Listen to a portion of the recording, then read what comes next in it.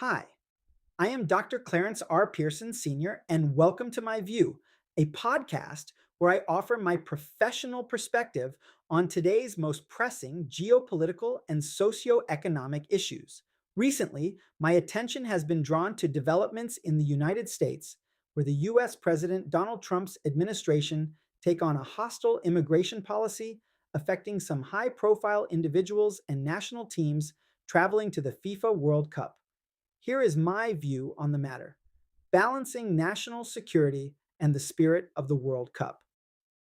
The FIFA World Cup has long occupied a unique place in international affairs.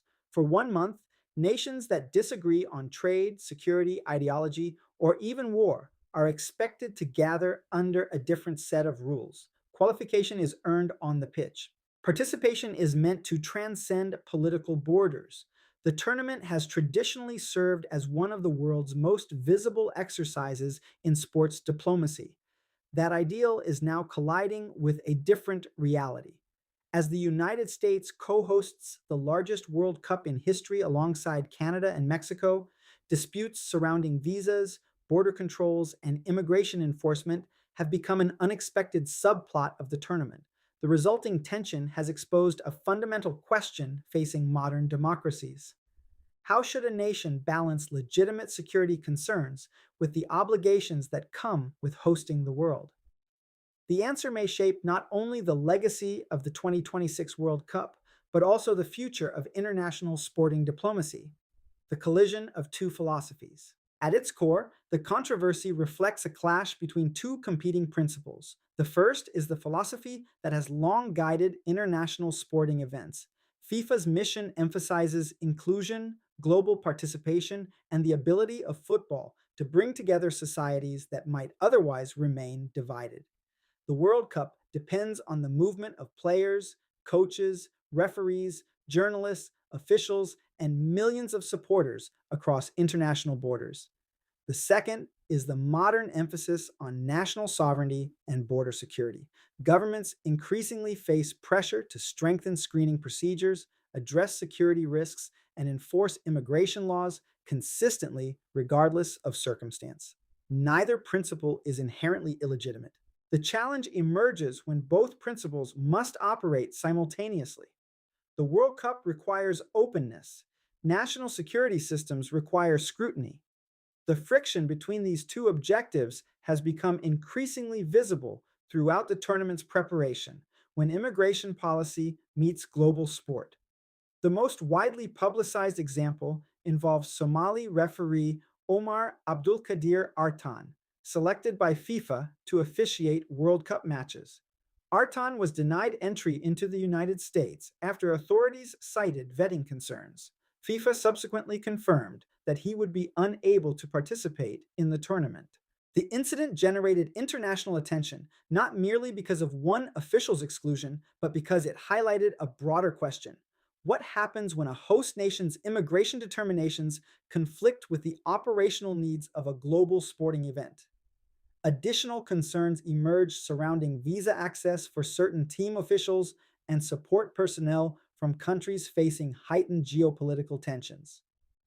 While Iranian players received authorization to participate, reports indicated that some Federation officials and staff members encountered difficulties obtaining entry.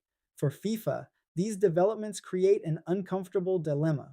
The organization depends on host nations to provide the infrastructure, security, and legal framework necessary to stage tournaments. Yet, immigration decisions ultimately remain sovereign functions of individual states. As FIFA President Gianni Infantino noted, the organization can advocate for solutions but cannot override governmental authority. A historical departure. Historically, host nations have often adopted special accommodations for major international sporting events. The Olympic Games, previous World Cups, and other mega events have frequently involved streamlined visa procedures, expedited entry systems, and special travel arrangements designed to facilitate participation. Russia utilized the Fan ID system during the 2018 World Cup. Qatar implemented the Haya card system during the 2022 tournament.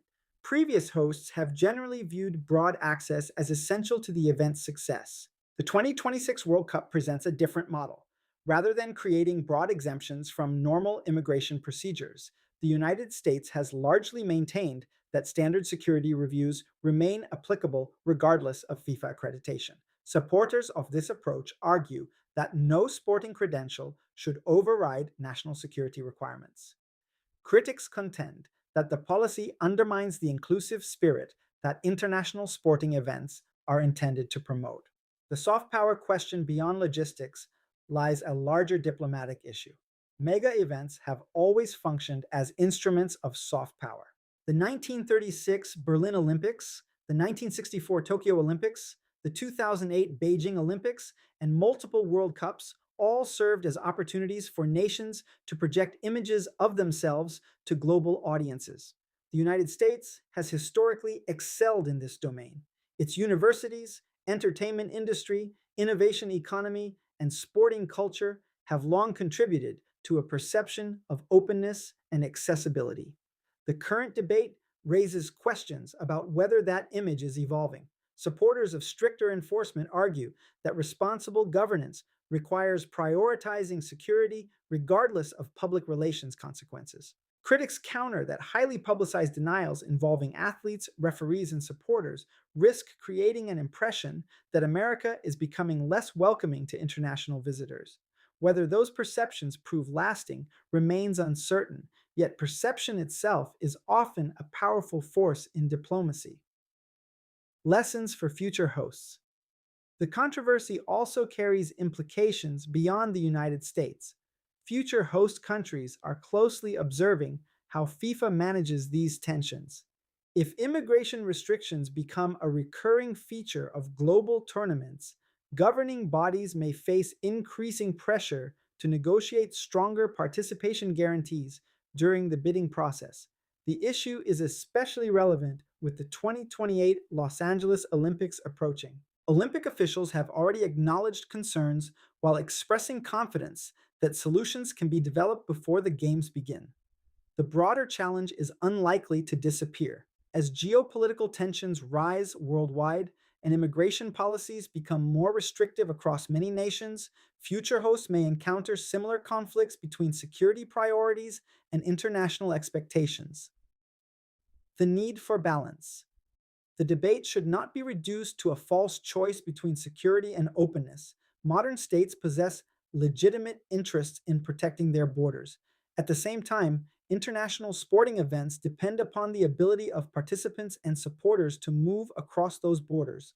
The most effective solution may lie between these extremes. Enhanced pre screening systems, early diplomatic coordination, dedicated sports entry mechanisms, and stronger cooperation between governing bodies and host governments could help prevent future conflicts without compromising security.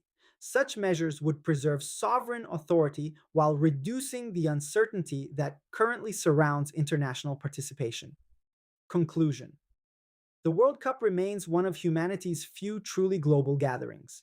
Its power comes not from politics, but from its ability to bring people together despite politics. The controversy surrounding immigration and participation at the 2026 tournament reminds us that international sport cannot completely escape the realities of national policy and geopolitical tension. Yet it also demonstrates why these events matter. They force nations to confront difficult questions about openness, security, cooperation, and identity. The challenge for host countries is not simply to protect their borders.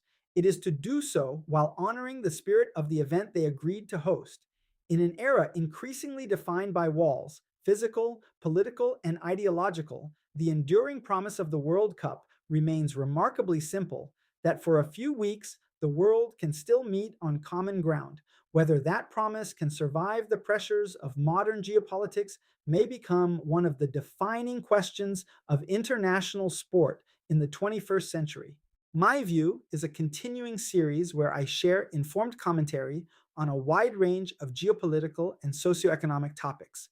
If you found today's discussion helpful, please follow, subscribe, like, and share. Thank you for spending this time with me, and I invite you to explore other My View episodes available online. Until we meet again, goodbye.